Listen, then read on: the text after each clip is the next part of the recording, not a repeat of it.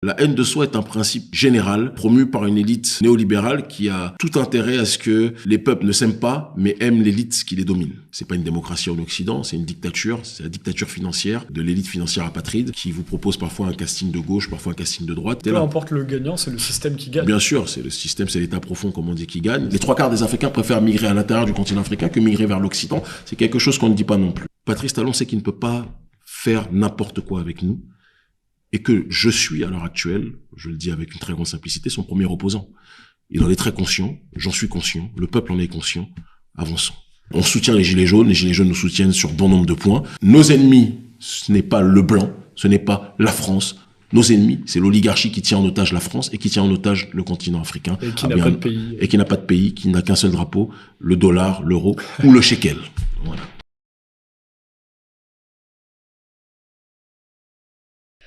Bonjour à toutes, bonjour à tous. Merci d'écouter François. Le peuple est aujourd'hui dépossédé de son pouvoir. Est-ce que la solution pourrait être la réunion des peuples entre eux? C'est ce que soutient notre invité du jour, bien connu pour ses prises de position fortes. Président d'ONG, chroniqueur politique, figure de proue du mouvement panafricaniste, Kémy Séba dénonce un néocolonialisme. Il a été étiqueté de préférer parfois, juste en parlant de la couleur de peau, les personnes de couleur de peau noire au blanc. Mais en fait, quand on écoute ses discours, on comprend qu'il critique d'abord le gouvernement français.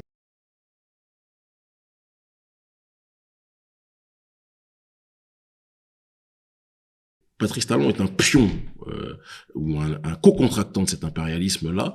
C'est quelqu'un qui, pour moi, Thomas Sankara disait que l'ennemi des Africains, c'est pas la population occidentale, c'est l'oligarchie occidentale qui travaille avec l'oligarchie corrompue africaine. C'est ce que je dis, il y a un concubinage incestueux entre des gens comme Talon et le haut patronat français, l'oligarchie française. Mais alors, est-ce que c'est sa politique? Est-ce qu'il le fait de manière presque naturelle, ou est-ce que derrière il y a des conflits d'intérêts financiers criants que vous avez trouvés? Non, mais il y a qu'on soit très clair. Déjà, avant d'arriver à la tête du pays, il faut savoir que Talon est en réalité officieusement à la tête du pays depuis très longtemps, parce que c'est la première fortune du pays. On parle de quelqu'un qui est millionnaire en centaines de millions d'euros, plusieurs centaines de millions d'euros. Je crois qu'il a 400 millions avant la présidence de fortune, dans un pays qui est classifié comme un des pays les plus pauvres au monde. Ça me fait penser un petit peu à l'image que je sors souvent, où il y a 10 personnes, il y a 10 fruits, on va dire 10 ananas. Il y a une personne qui vole, parce qu'il a les moyens coercitifs pour cela, qui vole 9 ananas, et qui laisse un 10e ananas pour les 9 autres personnes.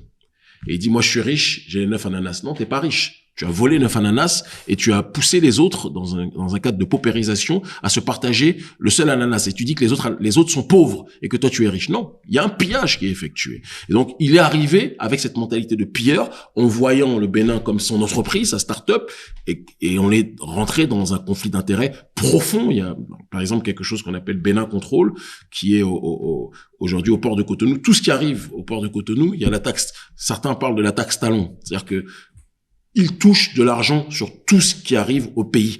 Les gens l'ont élu en pensant que, étant donné qu'il était déjà riche en arrivant au pays, il allait pouvoir justement ne pas chercher à voler comme d'autres le font. Alors qu'en réalité, il n'a rien fait d'autre que de chercher à accentuer le monopole qui est le sien, dans vraiment une gabégie qui dépasse l'entendement et une prédation qui fait froid dans le dos. Donc, une gabégie. Il y a une gabégie financière qui est très présente dans la réalité du président Patrice Talon, dans la gouvernance Patrice Talon. Il y a une vision qui consiste à croire que le Bénin est aujourd'hui encore un royaume mais n'est pas une république, et que donc il peut se servir dans ce pays sur tout ce qui est du domaine des ressources de ce pays, comme si c'était quelque chose qui lui était dû. On parle du roi du coton, plantation et tout ce qui s'ensuit. Il y a un logiciel qui est très présent dans son esprit et qui se matérialise, qui se caractérise à travers ces situations. En France, effectivement, pour prendre les exemples de multimillionnaires voire milliardaires, on voit bien que celui qui a la plus grande campagne présidentielle au niveau de la publicité, qui va le plus passer à la télévision, aux meilleurs horaires, ou être dans le plus de magazines avant les élections présidentielles, a le plus de chances d'être élu. C'est ce qui s'est passé pour Patrice Talon, par exemple. On n'est même pas dans ça, parce que, comme je vous le dis, Patrice Talon a créé un système politico-médiatique et économique au Bénin, où bien longtemps avant d'arriver à la présidence, c'est lui qui payait déjà la plupart des politiciens. Donc, c'est lui l'ancien président Yaya Boni, qui est aujourd'hui son adversaire,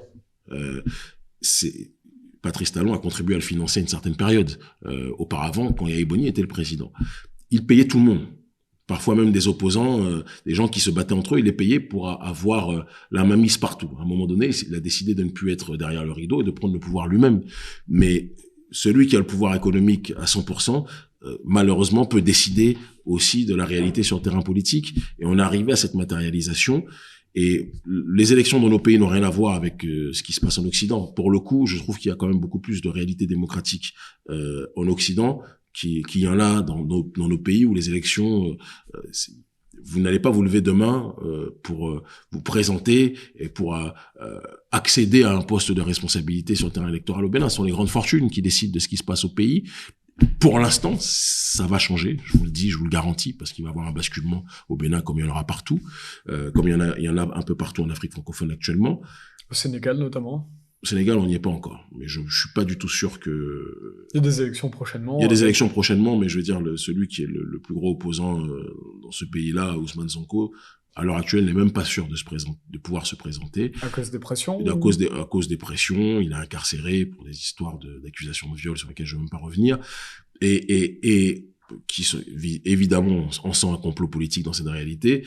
Et quand bien même il se présente, j'ai la profonde sensation qu'il y aura une sorte de mur sanitaire du système qui va être créé pour tout faire pour l'empêcher. C'est-à-dire que même les gens qui se haïssent entre eux vont s'unir pour essayer de ne pas lui permettre de passer. Non, les exemples auxquels je pensais, c'était le Mali, le Burkina Faso ou le Niger, où les coups d'État ont permis aujourd'hui d'assainir le paysage politique et de le mettre en conformité avec les principes de souveraineté, de panafricanisme en tant que tel et de droit à l'autodétermination des populations. C'est beaucoup plus ces exemples-là auxquels je pensais. Et donc, pour revenir à Patrice Talon, et pour finir sur ce dernier, quelqu'un qui a déjà les moyens financiers les plus élevés, qui a les moyens médiatiques, puisqu'il contrôle les médias, les plus élevés, qui dispose maintenant des armées, et donc de tous les moyens de pression, tous les moyens coercitifs pour terroriser la population, qui contrôle la justice, on n'est plus dans le cadre d'un président. On est face à un roi, ou un empereur, un prédateur. On est face à du Mobutu. Et il y a d'ailleurs beaucoup de points communs que je vois entre Mobutu et Patrice Talon. Mobutu qui était dans une sorte de valoriser la culture en surface. Donc il y avait une sorte de souveraineté culturelle en surface. Et il y avait une profonde soumission politique et économique en off. Patrice Talon, c'est cette réalité-là. Il y a une soumission politique hystérique qui est maquillée par un vernis de souveraineté culturelle avec la réappropriation des œuvres africaines, etc., alors qu'il est en train de vendre notre pays à l'Occident, et notamment aux entreprises françaises et au MEDEF. Et c'est ce qui vous a valu les critiques envers Patrice Talon, du coup d'aller quelques heures en prison finalement. Alors, certains médias en ont parlé, mais n'ont pas parlé que vous êtes sorti quelques heures après seulement. On est sorti quelques heures après parce que contrairement à beaucoup d'opposants, Patrice Talon sait ce qu'il y a derrière nous au Bénin. C'est ce qu'il y a derrière nous en Afrique francophone. Une force populaire qui vous soutient. Il le sait, il le voit. Il dire que aujourd'hui c'est quelque chose de très lisible, que ce soit au sein de la jeunesse béninoise, et pas que la jeunesse d'ailleurs, parce qu'on est très suivi aussi par un certain nombre d'aînés, que ce soit en Afrique francophone, parce que tout est interconnecté. Il sait qu'on est parmi les voix aujourd'hui les plus audibles de très loin, et qu'on a un gros caillou dans sa chaussure, et qu'on rajoute à ça les alliances géopolitiques que l'on a. Patrice Talon sait qu'il ne peut pas faire n'importe quoi avec nous, et que je suis à l'heure actuelle, je le dis avec une très grande simplicité, son premier opposant. Il en est très conscient, j'en suis conscient, le peuple en est conscient, avançons. La guerre froide, certains parlent de guerre chaude aujourd'hui parce que le contexte a un peu changé, on n'est plus dans une bipolarisation entre l'Est et l'Ouest, on est dans une bipolarisation entre le bloc de l'OTAN et ceux qui lui résistent. On est dans une bipolarisation entre l'oligarchie néolibérale apatride qui a pris en otage l'Occident et ceux qui refusent ces globalisations que l'élite en Occident veut imposer. Donc on est contre, en réalité, l'Ouest contre le reste. Ou l'oligarchie de l'Ouest, pour être plus précis, parce que même le prolétariat de l'Ouest n'est pas d'accord avec l'oligarchie de l'Ouest. C'est pour ça qu'il faut être très, très précis dans les analyses, à mon sens. Tout à fait. The West contre le reste. On est dans cette réalité-là.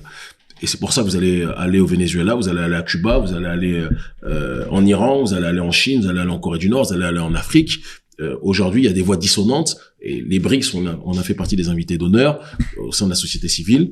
et des organismes représentant quelque part la multipolarité, on a pu voir qu'on était aujourd'hui dans un monde qui ne se limite plus à une question de l'Ouest contre l'Est. C'est pas vrai. Et j'ai même envie de vous dire qu'il y a une évolution dans le principe du non-alignement. Historiquement, le non-alignement, c'est pour ça que ça me fait rire quand j'entends certains qui vous disent ils sont pas alignés, ils sont ni avec l'Est, ils sont ni avec l'Ouest. Ils ont rien compris. La géopolitique du XXIe siècle n'est pas la géopolitique du XXe siècle. Avec l'effondrement du mur de Berlin et la mutation progressive jusqu'à sa dégénérescence absolue du capitalisme qui a atteint sa folie meurtrière et économique à travers le néolibéralisme économique et sociétal, on arrivait à un monde aujourd'hui où on n'est plus dans une confrontation entre l'Ouest contre le bloc soviétique. C'est pas vrai. Il y a la Chine, il y a la Russie, il y a l'Iran, il y a les pays arabes sur lesquels il faut qu'on porte une attention précise aussi, même si c'est très complexe. Il y a certains pays africains, l'Afrique du Sud, pays où je suis très souvent aussi présent, et on a un certain nombre de liens avec les autorités aussi, où il y a une ligne aussi qui est différente. Et donc, il y a quelque chose qui, à mon sens, doit être pris en considération quand on analyse les mutations en présence. Ça, c'est le premier point. Le deuxième point, certains nous disent, Kémy, t'as pas peur que un jour la Russie ou la Chine ou la Turquie, dont on parle pas assez, mais qui est aussi présente sur le continent africain, finissent par remplacer les nations occidentales et notamment la France sur le continent. On va être très clair. Il y a un discours qu'on a tenu qui est visible sur nos réseaux sociaux, sur Facebook ou sur Twitter aussi, je crois, où j'ai fait partie avec ma sœur et proche amie, la grande sœur Nathalie Yombe. On a été les deux invités d'honneur d'une session interparlementaire entre parlementaires russes et parlementaires africains à la Douma, d'accord, donc le Parlement russe, cette année. Et j'ai tenu un discours qui, je pense, que très peu de dirigeants sont capables de tenir, institutionnels en tant que tels, que le jour, qu'aujourd'hui la Russie, aujourd'hui les Chinois, et d'autres sont nos partenaires, mais le jour où la Russie et la Chine feront l'erreur de vouloir imiter dans la démarche de prédation ce que l'Occident a fait, il faut qu'ils sachent qu'ils trouveront sur leur chemin, notre génération, parce que nous ne quittons pas un colon pour en trouver un autre.